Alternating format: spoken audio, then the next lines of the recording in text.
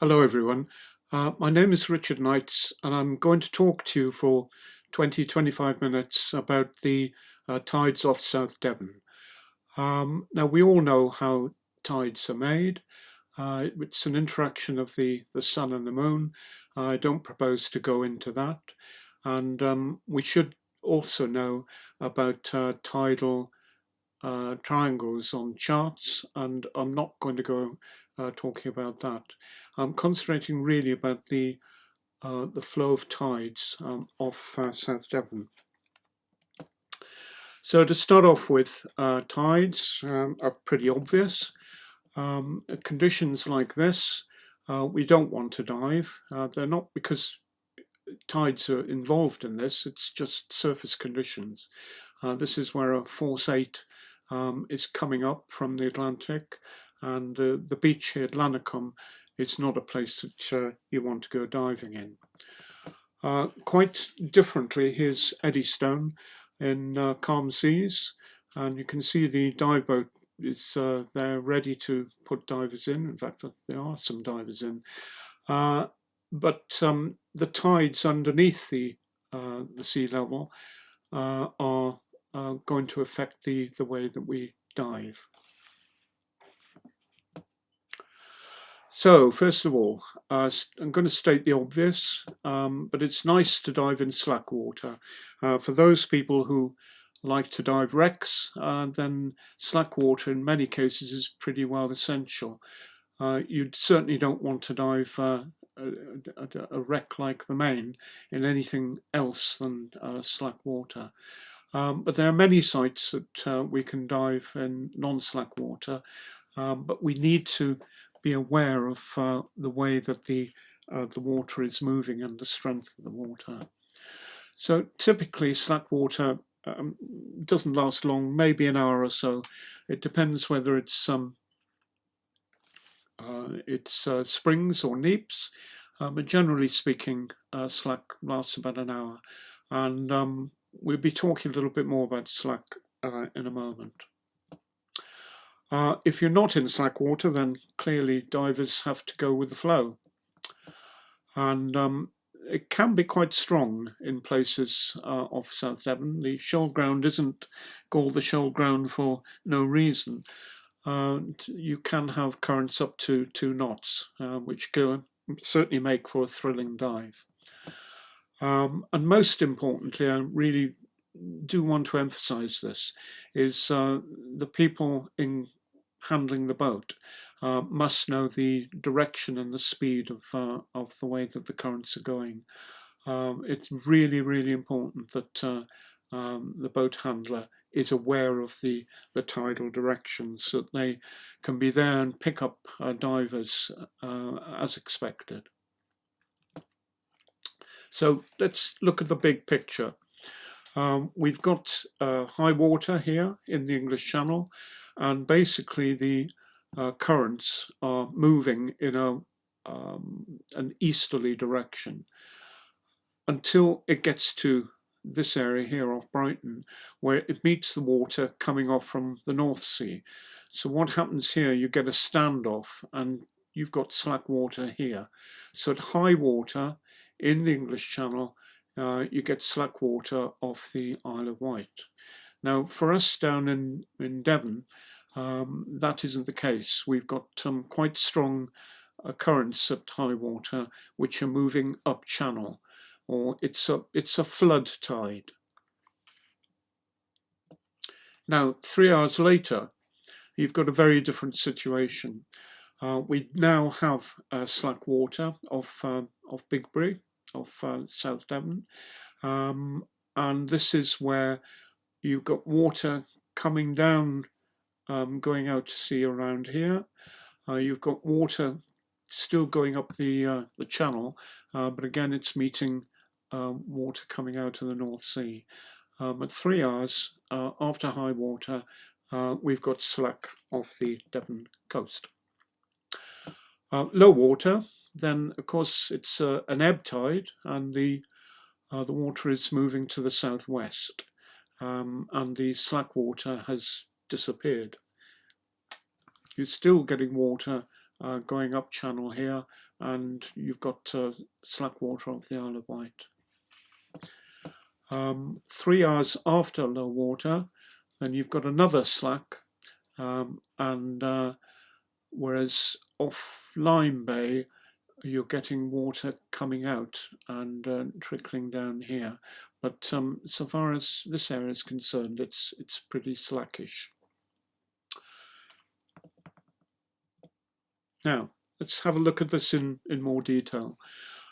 So at high water, you've got water coming up to the east and then charging up coast past Start Point, where you've got some furious tides here, and going up past Brixham through to Teignmouth. So high water, it's moving in this direction. Now, having said that, off Brixham, it's pretty slack. At high water, if you're going out towards Charleston, which is on the edge here, it will be fairly slack water. The same is the case in the approaches to Salcombe. So if you're doing the Hartzigan-Cecily, then it's unlikely to give you any trouble tide-wise. And similarly in Plymouth Sound, you've got some good sites in this area. Eastern Kings in particular is when high water is when you get slack within the sound. 3 hours after, then in Plymouth you're getting water coming down, so you definitely don't want to dive Eastern Kings 3 hours after high water. It'd be a pretty uncomfortable experience. But out in Bigbury Bay and out in this area of Salcombe, you've got pretty well slack water, and these are ambient conditions.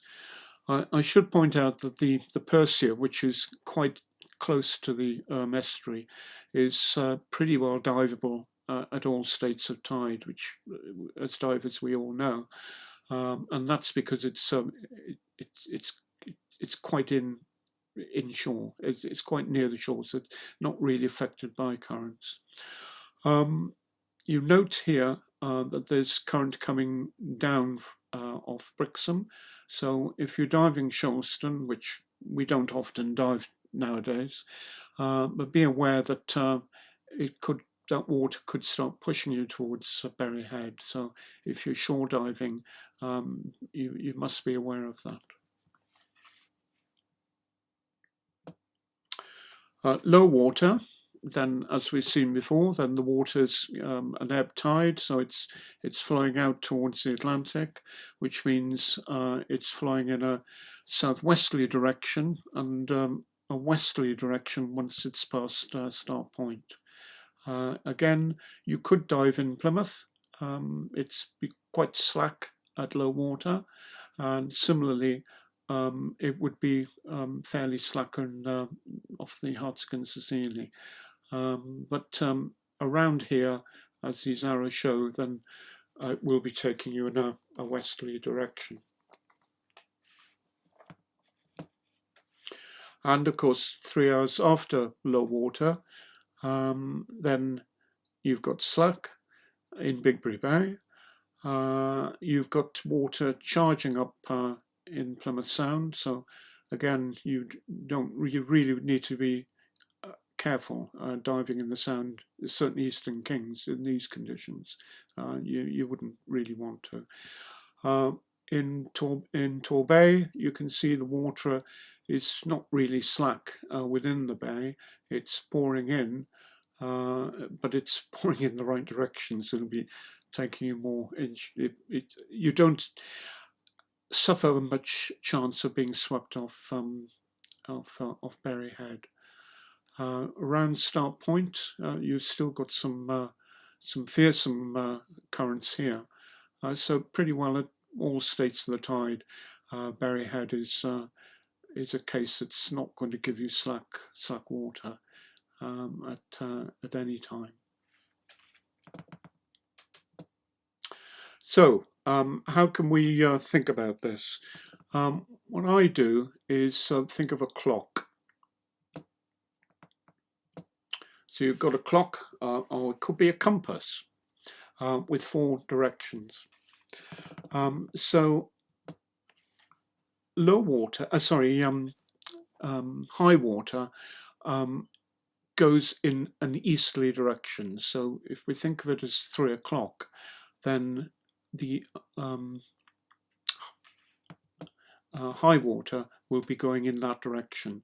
So far as South Devon is concerned, if we think high water moving east or 3 o'clock, then you're not going to go too far wrong.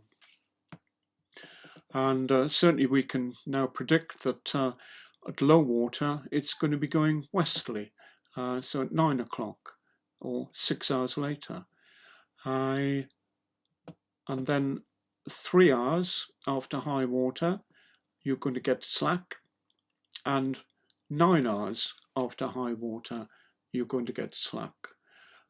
So the important thing here to appreciate is that the tide is moving in a clockwise direction. So it starts off high water at 3 o'clock in the east, then 3 hours later the current will be moving in a southerly direction in a slack way, and then the current will pick up and move into a westerly direction 3 hours later, and finally 3 hours later you're going to get slack in a northerly direction. Now these obviously are going to change a little bit in terms of direction depending exactly where you are, but when I say westerly it's southwesterly, westerly, easterly, northeasterly. But allowing for this, I find thinking high water it's moving in an easterly direction, then you can pretty well sort out when the slacks are going to be, and more importantly what direction the tide is going in. So let's take an example. So if high water is at 11:30, then we know that low water is going to be 6 hours later ish, so it's going to be roughly 5:30, 17:30. The slacks are going to be 3 hours after high, or 9 hours after high, so that means it'll be 14:30. 20:30 is probably a bit late to go diving.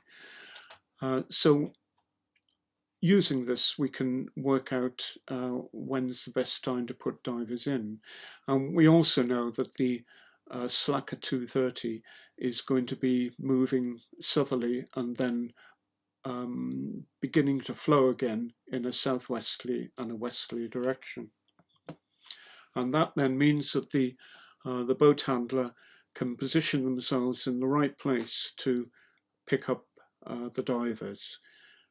So as I emphasized before, then the boat handler really must be aware of the direction and the strength of the currents while waiting to pick up divers.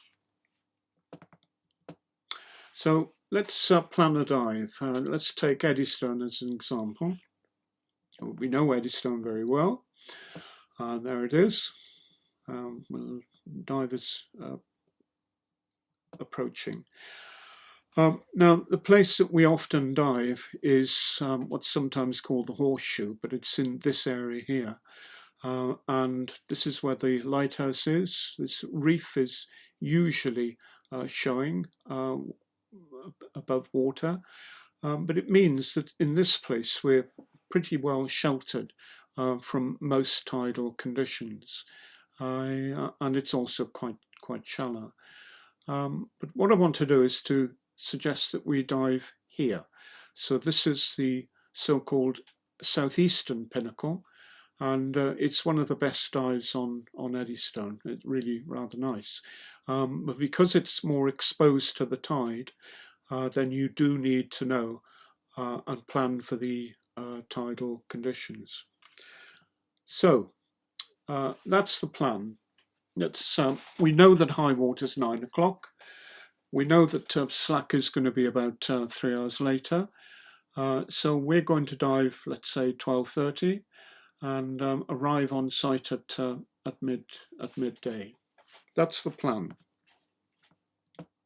So here's the southeast binnacle again here. And the nice place to dive is along this wall here. You can pick your level and go in around here, and it's really very, very pretty. Very, very nice. Or you might want to go into slightly deeper water and go around this way. Either way, it's very good. But let's have a look at the currents. So at 9 o'clock in the morning, while we're still on shore, then we know that the current will be moving in a easterly, northeasterly direction, and it's going to be quite strong. So if you were out here in these conditions, then the divers are going to be taken in this direction by what will be quite a strong current. But we'll get there at 12 o'clock, and by 12:30 the divers are in. So we know after high water that the current is slackish 3.5 hours later, and it's moving gently in a southerly direction. So you can see here the divers go in here, they head east into this valley, and the current will gently take the divers along, giving them what should be a really nice dive, very scenic. And an hour later, they emerge, probably about here, and the current is beginning to pick up a little bit now, but it's taking them in a southwesterly direction, away from this area, so they can be picked up by the attentive boat quite safely. So those conditions and those timings would make this dive a really rather nice dive. So let's take another example, and we've got Bigbury Bay, and there's the main is around here. There it is, and you've got Bolt Tail with some nice dives here. And you've got the Oregon is there, a tiny little blib there.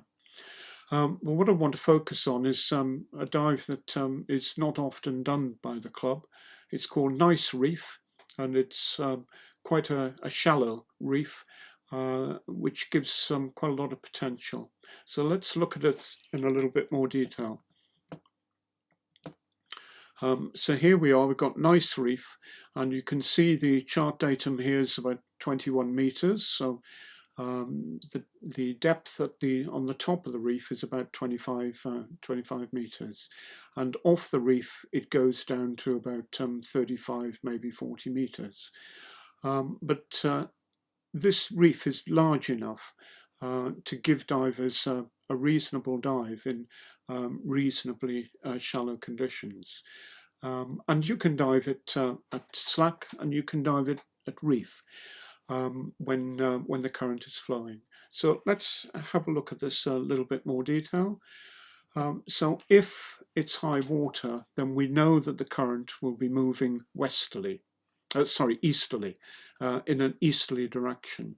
So that then means that the boat should shot the site in somewhere around here on the westerly side, so that the current will take the divers gently over the top here, and after about 3/4 an hour they can be picked up while still on the reef in a position, say, around here.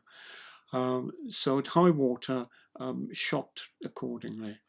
So in low water, then we know that the current is moving westerly, so we shot on the eastern side around here, drop the divers in, and they can then go off on top of the reef and can be picked up later on the westerly side.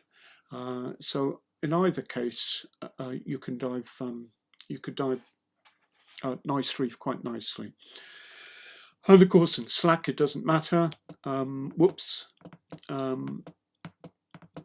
slack you can really shot it anywhere, so the central point would be all right, and the divers then can have a look at the reef and come back up. But in many ways, getting the most out of this dive, it would be nice to dive it with a bit of current, and that will mean that you can cover more of the area that that a slack dive would not give you. But if you're concentrating on taking photos, and it is quite photogenic, then having a slack dive would be nice, because you concentrate on the sights to see. Whichever way you want to do this, this can be done, but you must have knowledge of the tidal strength and the direction. Now, some of these you notice that I've been using charts from a piece of software called Navionics, which runs on my iPad, and it's a very, very nice piece of software. I know a couple of people in the club have bought a copy. It's not cheap. It's about £40–50, but it's a very useful piece of software. So I've been using this for about getting on for 10 years. And what's nice is it will give you a more mobile appreciation of the state of the tide. So you can see here, this is Sunday the 3rd of January. It's not actually a time that we're going to go diving, but this is the state of the tide at 10 to 5 in the afternoon, and it's showing you that the current is moving westerly at 1.4 kilometers an hour. Now, an hour later would be at 6 o'clock here, and this is showing you that this is slack water. And then the current will change. It'll start moving in an easterly direction until it gets to about here, which will be high water, and then back in slack, back down to low water, which is 12 or so hours later. So it does this automatically. It shows it on the chart here. So this is the tidal diamond, if you like, and it's showing you visually exactly the way the current is going. So it's a really nice piece of software, and it gives you charts of all of England and Wales and Scotland. So wherever you dive in the UK, you can access the charts here. So I've pre-recorded this. The internet connection where I live is pretty poor. It's no fibre optic here, so I can't take questions directly. But if you do have questions, then please email me, or other people in the club can answer accordingly. So thanks for listening. Bye bye.